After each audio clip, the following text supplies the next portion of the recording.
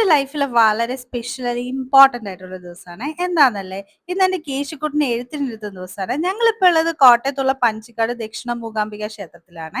അപ്പൊ ഇവിടെ രാവിലെ തന്നെ വന്ന് റെസിപ്റ്റ് ഒക്കെ എടുത്ത് ഞങ്ങൾ അവനെ എല്ലായിടത്തും ഒന്ന് തൊഴിയിച്ചിട്ട് ഞങ്ങൾ അവനെ എഴുത്തിനിരുത്തി.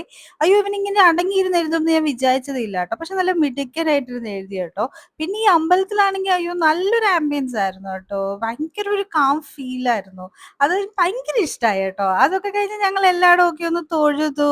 പിന്നെ ഞാൻ കുറച്ച് വഴിപാടുണ്ടായിരുന്നു, അതെല്ലാം മേടിച്ച് എല്ലാം കഴിഞ്ഞ് കുറച്ച് ഫോട്ടോസ് ഒക്കെ എടുത്ത് അച്ഛനെയും അമ്മേനെയും തിരിച്ച് വീട്ടിൽ കൊണ്ടുവിട്ടിട്ട് ഞങ്ങൾ തിരിച്ച് ട്രിവാൻഡ്രത്തിന് പോവാ കേട്ടോ. ഈ കണ്ടിന്യൂസ് ഉള്ള യാത്ര ഇത്തിരി ബുദ്ധിമുട്ടാണെങ്കിലും ബാക്കിയൊക്കെ സൂപ്പർ ആയിരുന്നേ.